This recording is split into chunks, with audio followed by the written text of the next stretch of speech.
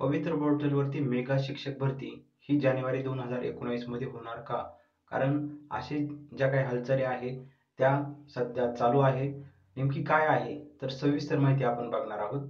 तर महाराष्ट्र राज्यामध्ये शिक्षक भरती करण्याकरिता महाराष्ट्र राज्य शासनाने एक पवित्र पोर्टल निर्माण करण्यात आलं आणि ज्या विद्यार्थ्यांना शिक्षक व्हायचं आहे त्यांच्याकरिता बुद्धिमत्ता व अभियोग्यता चाचणी घेण्याचं ठरवलं. बुद्धिमत्ता अभियोग्यता चाचणी घेण्यात आली. त्याच्यानुसार विद्यार्थ्यांना मार्क्स पण भेटले.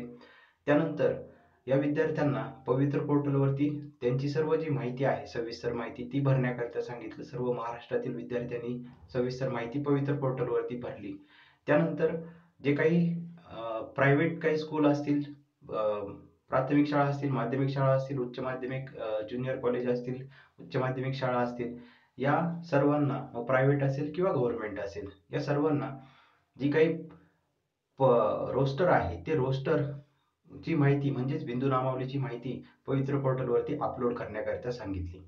आता त्यामध्ये बऱ्याच ज्या काही शाळा होत्या, जे काही संस्थाचालक होते त्यांनी सर्व जी माहिती होती ती पवित्र पोर्टलवरती भरलेली पण होती आणि काही ज्या शाळा होत्या त्यांनी पवित्र पोर्टलवरती जी काही बिंदू नामावली रोस्टर जे आहे त्यांची अजून देखील काही माहिती भरलेली नव्हती. त्याकरिता मुदतवाढ देण्यात आलेली होती. एकदा, दोनदा, तीनदा अशी जवळपास मुदतवाढ पण देण्यात आलेली होती. आणि हे होत असतानाच मराठा आरक्षणाचा एक मुद्दा हा आला होता. पण त्यापूर्वी नागपूर खंडपीठामध्ये एक काही जे संस्थाचालक होते त्यांनी याचिका दाखल केली होती का शिक्षक भरतीचे अधिकार हे संस्थाचालकांकडे असावे.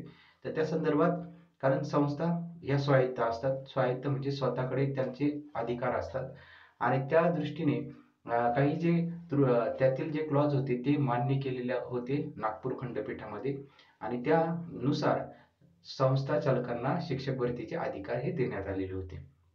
त्यानंतर पुन्हा शासनाकडून सांगण्यात आलेलं की जी काही संस्था चालकांकडे भरती राहील पण ज्या विद्यार्थ्यांनी बुद्धिमत्ता अभियोग्यता चाचणी किंवा इतर ज्या परीक्षा असतील त्या परीक्षा दिलेल्या असतील त्यांच्यानुसार मेरिटनुसार जे काही विद्यार्थी असतील मग पहिले 10 विद्यार्थी किती विद्यार्थी पाठवणार त्याची जी अंमलबजावणी आहे ते अजून फिक्स केलेलं नाही अजून वाटतं. तरी अजून त्याच्या संदर्भात काही नोटिफिकेशन आलेलं नाही. पण एवढंच सांगण्यात आलेलं होतं की जे काही विद्यार्थी असतील त्यांनी टेस्ट दिलेली आहे त्याच्यातील ज्या जास्त मार्क्स असतील ते विद्यार्थ्यांची यादी ही प्राथमिक शाळा असेल, माध्यमिक, उच्च माध्यमिक शाळा, ज्युनियर कॉलेज मग प्रायव्हेट असेल, गव्हर्नमेंट यांच्याकडे पाठवली जाईल आणि त्याच्यातून जे काही संस्थाचालक असतील त्यांना जे शिक्षक भरतीचा अधिकार आहे तो तसाच त्यांचा अबाधित राहू शकतो. या संदर्भात काही ज्या बातम्या होत्या त्या आलेल्या होत्या आणि ते होत असतानाच मराठा आरक्षण जे आहे 16% मराठा आरक्षण हे आलेलं आहे आणि या मराठा आरक्षणाला सर्व पक्षांनी त्याला संमती पण दिलेली आहे आणि त्या संदर्भात बिंदू नामावली त्याच्यानंतर मराठा आरक्षण विधानसभेत मंजूर झाल्यानंतर दोन्ही सभागृहामध्ये त्याला मंजुरी भेटली सर्व पक्षीय आणि मंजूर झाल्यानंतर त्याचा GR आला, त्याचे आता सर्टिफिकेट होत आहे आणि त्याच नंतर बिंदू नामावली कारण रिझर्वेशन आल्यानंतर बिंदू नामावली साहजिक आहे ती अपडेट करावंच लागतं. त्याचं बिंदू नामावली ज्या अपडेट आहे त्या अपडेट करण्याचे सूचना ह्या वेगवेगळ्या ज्या विभाग आहे त्यांना देण्यात आल्या. बिंदू नामावली आता म्हणजेच जे रोस्टर आहे ते रोस्टर मराठा आरक्षणानुसार अपडेट करण्यासाठी सांगितलेलं आहे, अद्ययावत करण्यासाठी सांगितले आणि त्यानंतर आता काही राज्यांमध्ये वेगवेगळ्या प्रकारच्या इलेक्शन पण झालेले होते. आता त्याच्यानंतर परत काय होते पवित्र पोर्टल सर्व कारण महाराष्ट्रातील सर्व जे शिक्षक आहे विद्यार्थी शिक्षक ज्यांना शिक्षक व्हायचं आहे परीक्षा दिलेली आहे आणि प्रतीक्षेमध्ये आहे लवकरात लवकर शिक्षक भरती व्हावी आणि लवकरात लवकर जॉब मिळावा. कारण एकदा जर जॉब भेटला कुटुंबातील एका व्यक्तीला जॉब जर भेटला तर इतर जे सर्व कुटुंबातील अर्थव्यवस्था ही सुरळीत चालू असते.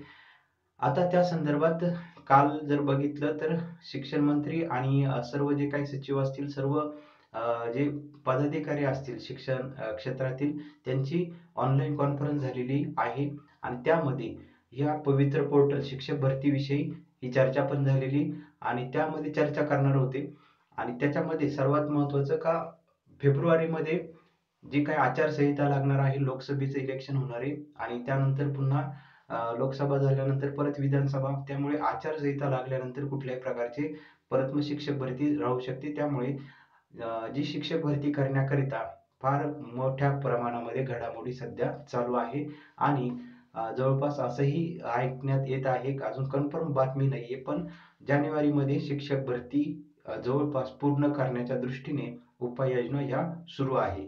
आता नेमकी काय सविस्तर माहिती आहे ती जेव्हा सविस्तर माहिती येईल, फक्त आता हे काही वेगवेगळे जे न्यूज चॅनल असतील त्यावरती पण सांगितलं गेलेलं आहे का जानेवारीमध्ये शक्यतो शिक्षक भरती जी आहे ती होऊ शकते आणि निश्चित जर शिक्षक भरती झाली तर नक्कीच चांगलं आहे. आणि आपल्या या 7 इन्फो न्यूज यूट्यूबच्या चॅनल मार्फत आपण सर्व जे काही शिक्षण क्षेत्रातील अधिकारी असतील त्यांना पण आपण फक्त विनंती करू शकतो की लवकरात लवकर शिक्षक भरती आपण सुरू करावी. महाराष्ट्रातील सर्व जे विद्यार्थी आहे हे शिक्षक भरतीकडे वाट पाहत आहे. लवकरात लवकर आपण शिक्षक भरती करावी एवढंच आपण विनंती त्यांना करू शकतो. आणि ही जी शिक्षक भरती जर झाली तर निश्चित सर्व विद्यार्थ्यांना जो आहे तो त्याचा फायदा होऊ शकतो. आता फक्त कशा पद्धतीने ती शिक्षक भरती होणार आहे, त्याची नियमावली कशी येणार आहे आणि एक्झॅक्ट त्याचं शेड्यूल कसं असणार आहे, ती जी माहिती आहे आपण आपल्या 7 इन्फो न्यूज या यूट्यूब चॅनलच्या माध्यमातून वेळोवेळी त्याच्या माहिती जी आहे ती घेणार आहोत. ही माहिती तुम्हाला आवडली असेल तर नक्की तुमच्या मित्रांसोबत तुम्हाला वाटत असेल शेअर करायचं, तुम्ही ते शेअर पण करू शकता. धन्यवाद.